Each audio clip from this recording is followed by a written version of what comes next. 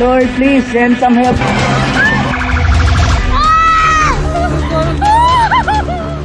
Morning, Karen. Well, indeed, Karen, Senator Ping accepted some of my proposed amendment, and I thanked him for that also in my explanation of no vote. At the same time, may mga amyenda akong ipinanukala, Karen, which the good Senator Ping was not able to accept. At kabilang ito sa mga issues that still persist out the anti-terrorism bill. Yung mga issue ng mas malawak na definition ng terrorism, issue ng warrantless arrest and detention, issue ng preliminary proscription even before they can prove, at nag-shift sa kanila yung burden of proof na hindi sila terrorist organization. So I appreciate din yung mga ibang statements ni Senator Ping in the past week. Naintindihan niya na yung no votes namin ni Senator Kiko ay bahagi ng demokrasya, at yung sinabi din ni Sen Ping na nauunawaan niya yung apprehension about the bill, although obviously we differ in our final weighing of the bill, kaya rin nag-iba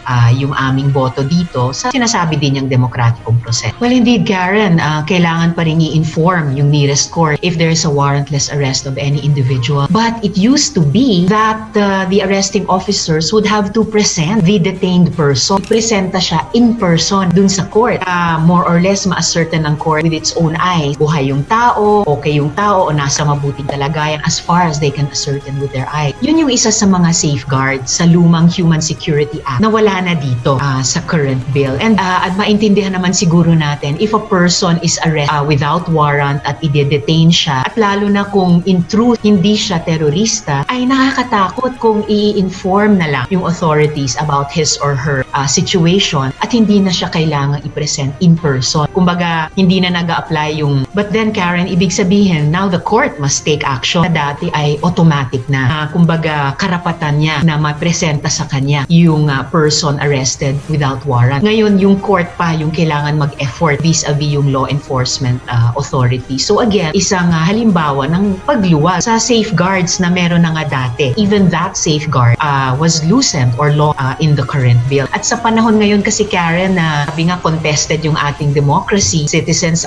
need to be ever more vigilant na yung ating mga karapatan at kalayaan na itinataguyod at hindi binabawasan. Every law inch of space in terms of protecting those rights and freedom will really give rise to tensions, lalo na sa mga kaso ng heavy-handedness or even abuse on the part of our law enforcement authorities recently, at kahit na ngayong panahon ng COVID-19. Section 4 is clear, but in actual implementation, challenged by the implementing law enforcement authority, Anti-Terror Council or Anti-Terrorism Council, which will be composed of appointee of the President. At saka, ano pa ba ang kulang sa dating definition ng terrorism, even under the old Human Security Act?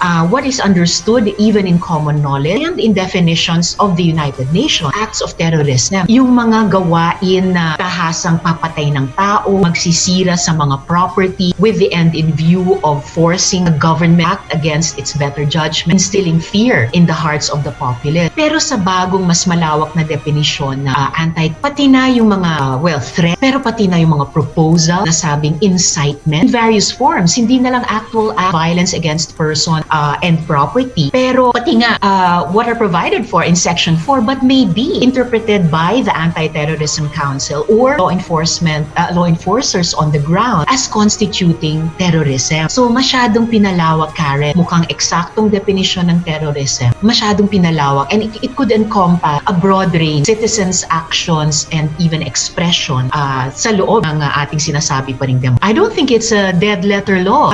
In fact, it was even debated by human rights lawyers and other advocates during the time na dinideliberate siya ng ating Kongreso. It included deterrence against abuse. Ito nga yung isang nirereklamo ng mga authors ng kasalukuyang anti-terrorism bill, the 500,000 peso against law enforcers who wrongfully accuse or arrest and detain supposed terror suspects na mapatutunayan later on na hindi na terorista. Pero di ba, implementasyon nila, what is there to fear? So and then they complain about very few having been actual. But as for any law. The proof of the pudding is in the eating. And speaking of in the eating, kapag naman tinignan natin yung mga ugat talaga ng terorismo dito sa Pilipinas at sa buong mundo, and we are all committed to fight and to punish terrorist actions against citizens. Ang gobyerno talaga dapat protektahan tayo laban sa mga teroristang gawain. And that is done on rules-based law enforcement. And more broadly, paano natin susugpuin talaga yung banta ng terorismo? We have to address the root. Some terrorist group able to organize and prevent na maging attractive sila sa mga potential recruits nila by addressing the roots of poverty, alienation, discrimination. Yan talaga ang papatay sa banta ng terorismo. At hindi yung mga nasa tingin ng dumarami Pilipino at ibang mga tao sa ibang mga bansa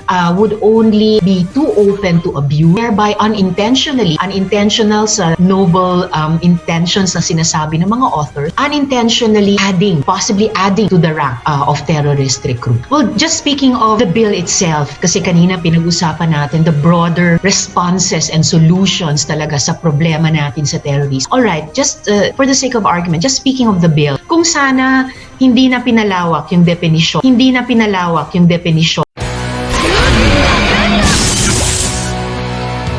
反撃を車輪ガン急転脚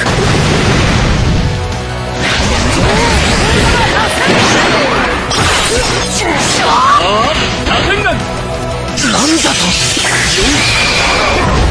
まさか